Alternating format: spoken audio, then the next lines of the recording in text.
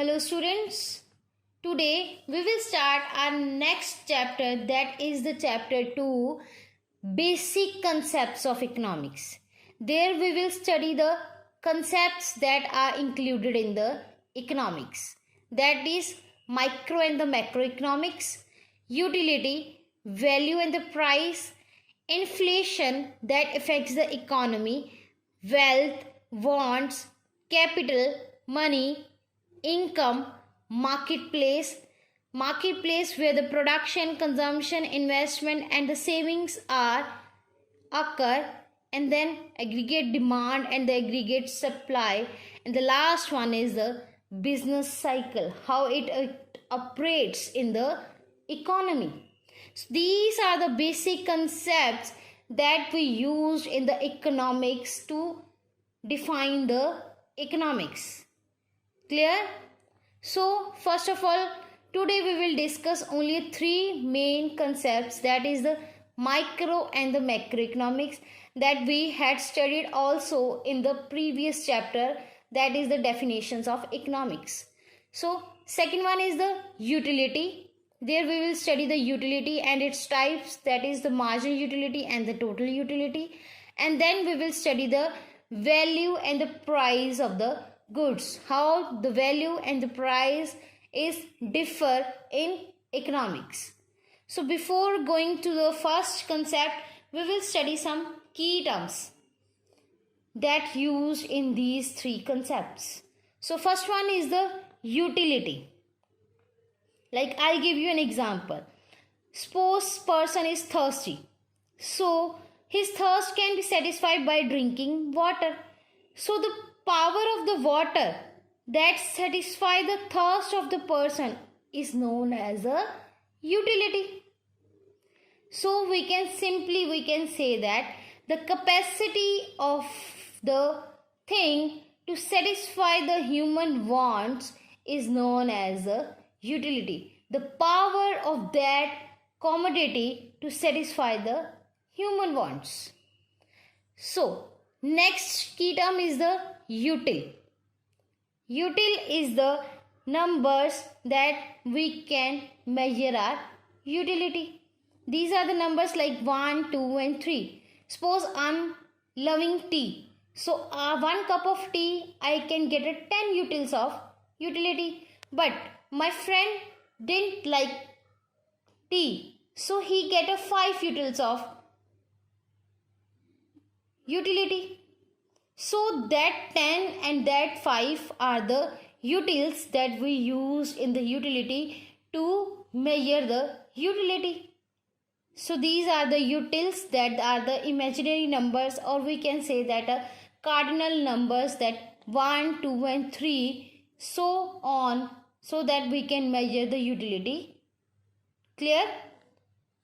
Next one is the satiety. Satiety means the saturation point. That saturation point where we get a full satisfaction. Like if the person is thirsty, he can get a 1 cup of water, then second, then third. That 1, 2 and 3, after third glass, he didn't like to drink more water, because after that he maybe vomit. So that point where he get the satisfaction that he didn't like to get more, that is the point of saturation. Clear? Next one is the price. Like we will commonly say that the price as a money value, right? Like pen has a cost of rupees, price of rupees 10, pencil is of rupees 5. Clear? So this is the monetary value of the commodity that we can measure in the numbers. Next one is the value. Value is different from the price, as the value is the one commodity that can be exchanged with the another commodity. For example, sugar can be exchanged with the wheat. 2 kg of sugar can be exchanged with the 1 kg of wheat. So that 2 and 1 kg means the value of the products that are exchanged with one another and gives me a satisfaction. Like another example, one pen can be exchanged with the two pencils. So that one pen and the two pencils are the value that we can exchange with each other. So next term is the equilibrium. As the name means equal satisfaction, that equal point where we can go anywhere. We want the place that is known as the equilibrium. Suppose if the person is hungry, then he eat food and at the place he get the calm and steady, where he get a full satisfaction. So that is the point of equilibrium. Suppose he is thirsty like this way and then he can eat food this way. So this is the point of equilibrium, where he is the place that he get a full satisfaction or the equal satisfaction. So if he goes beyond that point, then he may vomit. But if he reach that point, then he get a full satisfaction. Or if he can't reach that point, then he again feels hungry. So equilibrium is the point where he get a full satisfaction and he don't have a feel of a hunger. So that is known as a equilibrium. Clear? So now we will go for our first basic concept, that is the micro and the macroeconomics. These terms we will study in detail now, but we had studied this in the previous chapter also. So micro means small and individual, and the macro means aggregate and a whole. The economy as a whole and the aggregate of the whole population. So this is the study of the micro and macroeconomics. If the prices of changes of the one product and it affects that producer, really, right? So that is the microeconomics. But if the prices of the products of the whole economy change, then it affects the economy as a whole producers, whole consumers. So that is the macroeconomics. For example, if the prices of which product we can take on that? If the prices of the product, like you can say that one company has changed, then it affects that customers and that producer only. Right? But if the government increases the taxes, then the whole economy prices are changed. Clear? Like there is a example of the onions. That whole economy in India, the prices of the onions rises at a sharp place that rises up to 100 rupees per kg. That affects the whole economy and not an individual customer and an individual producer. Right? So these are the difference between the micro and the macroeconomics. So if we study the microeconomics, micro means comes from a Greek word micros, that is the mean of small. So in the microeconomics, we study the individual parts of the economic system, like individual households, individual farms, individual industries. That we study the economic behavior of the individual decision making units of the economy as a whole. Clear? So in this we study the what, how, for whom to produce. Like producer produce what things and for how and for whom. He'll decide the consumers. Like Johnson's and the Johnsons. They decided only children products. So they focus on the children's, what to produce according to the children, how to produce according to the taste and preferences of the consumers or the children, and then for whom to produce, like children. So focus is upon the individual consumers and the individual producers. So as we define it, as it refers to the use of resources to purchase the goods so that we can get a maximum satisfaction. This is known as the microeconomics. Similarly, next is the macroeconomics. Macro, as it comes from the Greek word macros, and it means a large, aggregate and the economy as a whole. So it affects the entire economy. Like, I'll give you example of onions. Now the other example of taxes. Government increases the taxes. Another example of the coronavirus that affects the whole economy and the whole world. The other example of the interest rates are increases. So these are the factors that affects the whole economy. There we will study the income, the national income of the economy, the total output of the economy, and the total employment of the economy. So there we will study the whole economy as a part and not an individual one. So if output increases, then it means the income also increases of the economy. Then it means employment also increases in the economy. So that means the effects is upon the whole economy as a whole. Clear?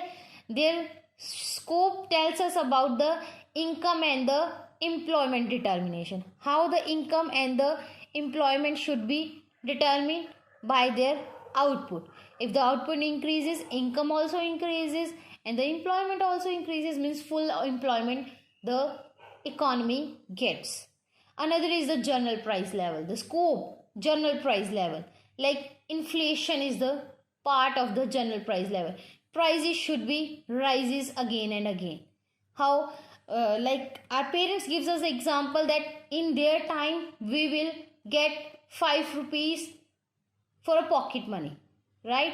But now at that time we get 100 rupees or 200 rupees as a pocket money because of the prices rises of the products. Next one is the economic growth. Economic growth means how the economy grow in the country so that he can compete with the other countries. So that is the economic growth that we will study in the macroeconomics. So next one is the international trade, that how the economy do the international trade so that he can increase its output, income, and the employment. So in the macroeconomics we study the scope as income and employment, and then at the price level, and then at the economic growth, right? Economic growth of the country, and then the international trade, how the company trade with the other countries, right? So these are the points that are considered in the macroeconomics. So now we will discuss about the difference between the micro and the macroeconomics. As microeconomics we will study that it is related to the individual economic units, and the macroeconomics economy as a whole, aggregate, that we included in this. Next is the determination point, that it determines the prices of the particular products, and it determines the income and the employment level of the economy. Next we will study the tools. Tools as the demand and supply of the particular commodity, that what is the demand of the commodity, and accordingly prices are the decided, and then the supply of the particular commodity done. But in the macroeconomics we study the aggregate demand and the aggregate supply of the whole economy, that whole economy what they demand, how the supply should be done for that things. Next one is the equilibrium. As we study, equilibrium is a point where we get a full satisfaction at the equal level. So there we will get equilibrium by the consumer, producer, or an industry as an individual. They individually do their equilibrium points. But in the macroeconomics, equilibrium is at the income employment at the output level. These three things should be matched and should be at the optimum level. So these are the basic points of the difference between the micro and the macro economic. So this is all about the difference between the micro and the macroeconomics. Now we will come under the next basic concept, that is utility. Utility that used in the economics. How?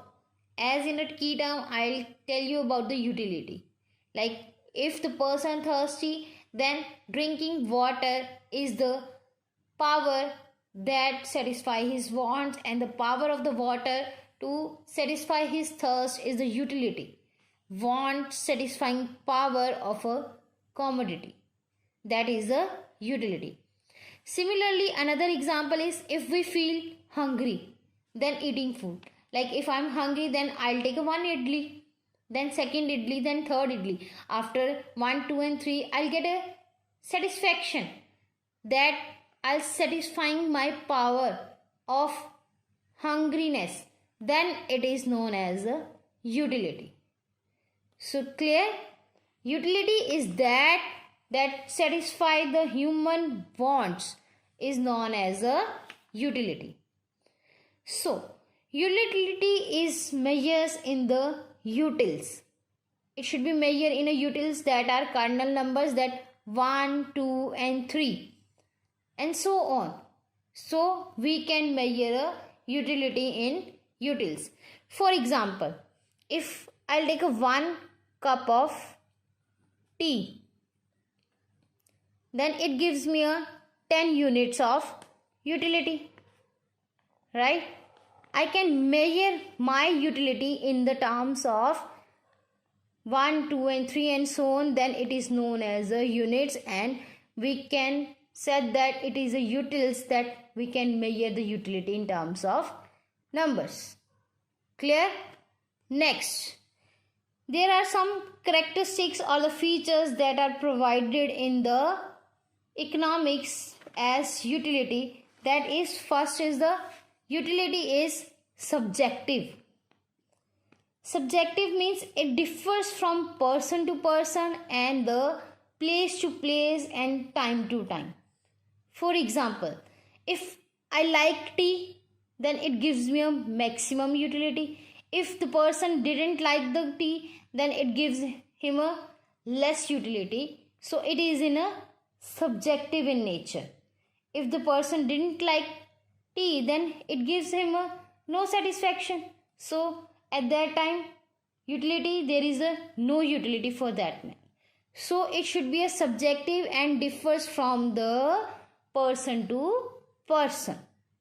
Next one is the utility is relative.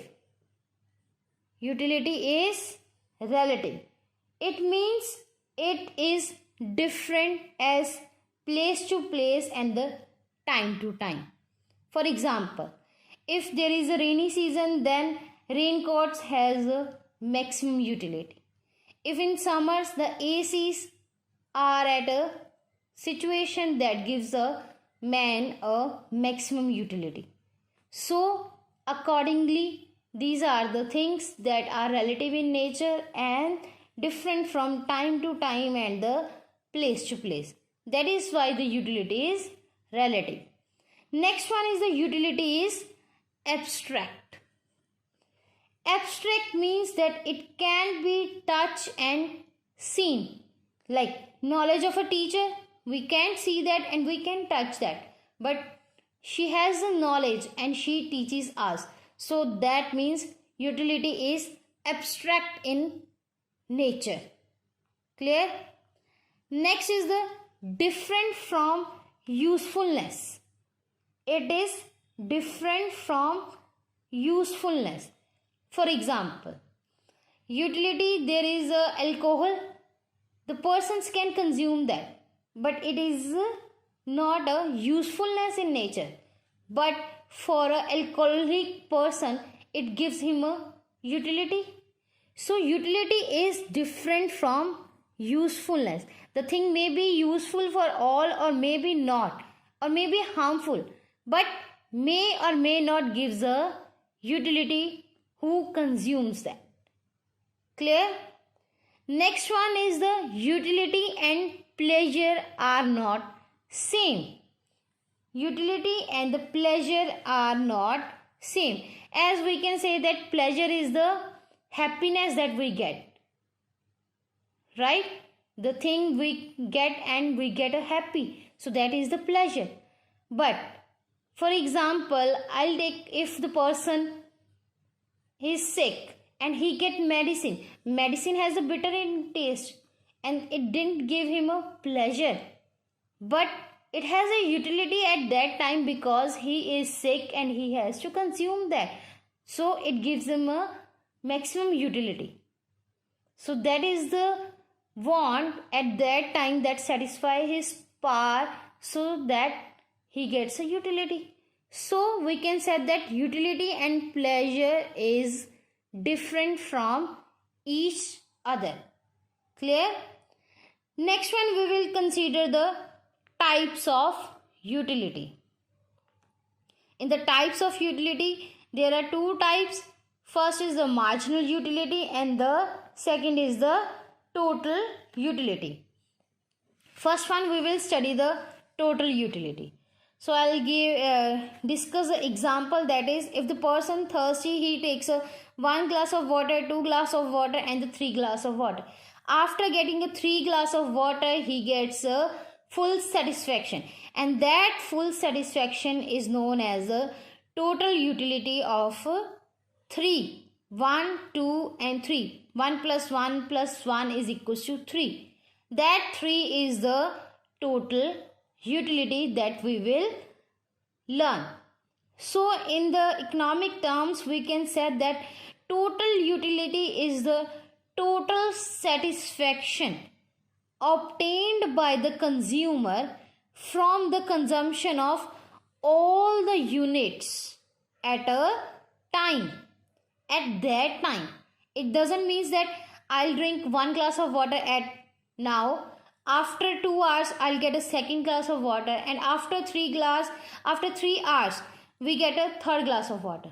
So it gives nothing to me. In this utility, we will focus on that we can get utility by continuous using that thing. Means after getting 1 glass, then another glass, then another glass at that time period. Then it provides me a full satisfaction. So it provides me a total satisfaction by the all units of the consumer, right, at all units at that time. So this is known as the total utility. Next concept is the marginal utility. Marginal utility, as we know, as the written as MU, marginal utility.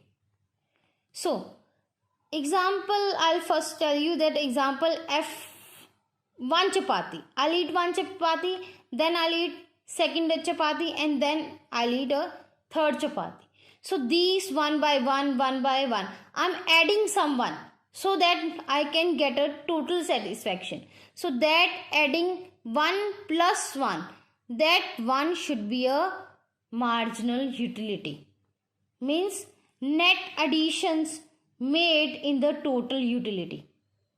Or we can say that by consuming 1 more unit of a commodity, this is known as a marginal utility. For example, if the previous, I'll say that 1 glass of water, then another glass of water. That another glass of water is known as a marginal utility. Clear? And then after second, that third glass, another that I will taken, that third glass is my marginal utility. But when we add these 1 plus 1 plus 1, then it comes to a total utility. Full satisfaction at the total utility if we adding one by one and one by one, that increase is known as a marginal utility. So we can define the marginal utility as the net addition made to the total utility by consuming one or more units of a commodity is known as a marginal utility. So this is all about the utility, that how the total utility and the marginal utility occurs in this. Clear? Next one is the basic concept value and price. Value. As in a key term we will discuss this. Right? Value is the term that can exchange with one commodity to the another commodity. Like 2 kg of sugar can be exchanged with 1 kg of wheat. So that is the value in exchange. Value can be learned with the two concepts, that is value in use and the value in exchange. Value in use means the products that we use in our day-to-day life. That is the necessities of the life, like water, food, medicines. These are the usable things that has a value in our life. Similarly, there are the things that have a exchange, and that is why they has a value. Like 2 kg of wheat exchange with the 1 kg of sugar. 1 pen can exchange with the 2 pencils. Likewise, gold can be exchanged with some other commodity. So these are the things that has a exchange, and that is why they has a value. So in this we can study that value in use has a less value in exchange, and the value in exchange has a less value in use. For example, water. They has a value in use. We can live without water. We can't live without water, right? So they has a value in use. But we can exchange with another commodity, right? Because they has a usable value but not a exchange in terms. Similarly, gold has a value in exchange. We can use gold, diamond, luxury commodities that has an exchange value, but they has a low value in use. We cannot use in our day-to-day life. That are not the necessities of the life. That is why they are less in use. So, in this, value in use has a less value in exchange, and the value in exchange has a less value in use. And this is known as a paradox of value. Clear? So now next further we will come at the attributes of the value. The features, the three main attributes that comes under the value, that is utility. First one is the utility. As we will discuss, utility is the want satisfying power of the commodity. So if the product has a utility, then it has a value. Like water, food, medicines has a utility. If we need it, we can consume it. So it has a utility. Similarly, wheat, sugar, gold, these has also a utility. So that means they has a value. So these are the main points. Next, in the scarcity. These things should be scarce in nature, like food, medicines, gold, wheat, sugar. All things are scarcity in nature. So because of their limited in number, they have a value and we will value them. Right? Next one is the transferability. There should be a transfer from one place to another, from one person to another, from one time period to the another time period. Then it is known as has a value. So to get a value, there should be a product has a utility The product should be scarce in nature. The product should has a transferable value. Then it has a value in this. Clear? So after value, we will discuss the next basic concept, that is price. Price is simply a monetary term that we will consider. Like one pen cost of rupees 10, one pencil cost of rupees 5. Wheat should be measured in rupees also. As sugar also measured in rupees. Like 1 kg of sugar is equals to rupees 40. Right?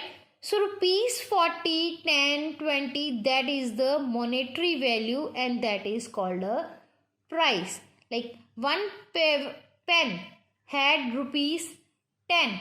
So that one pen exchanged with the 2 pencils. That is known as a price. Clear? Price is the monetary value of the thing. So now we will differentiate between the value and the price. First one is the measurement. Value can be measured in a commodity, as we will consider in these the commodities or the products, so that we can measure it. But in the price we can measure it in the form of money. Only the money is the measurement of the price. Next one is the rise or fall. In the value of all the commodities cannot rise or fall simultaneously. Means they can rise or fall but not in together. That is known as a value. Next, price. Price includes that price of the all goods may be rise or fall simultaneously. Right? That if the prices of the sugar has 40, then it rises up to the 50. So means prices should be rise or fall simultaneously of the products. But value should not be changed or should not be rise or fall simultaneously. Like if the sugar has 40 rupees and then it should be goes up to the 50, that doesn't mean that wheat should also be rise. Value also rise. So that is the difference between the rise and fall. Next one is the nature. It is the real concept and it is related to the monetary concept. Real concept as it has a value, and monetary concept as we will discuss that it is a money concept. Clear? So these are the 3 basic concepts that we learn today. That is micro and the macroeconomics, utility and its types, total utility and the marginal utility, and the last basic concept that we will learn, that is value and the price. So now you should have write the answers in your copies. The questions are: what do you mean by micro and macroeconomics, and how both are differ from each other? You can take help of the other links so that you can write properly the difference between the micro and the macroeconomics. Next one is the what is utility and also explain its types. That is total utility and the marginal utility. The third is the differentiate between the value and price with example.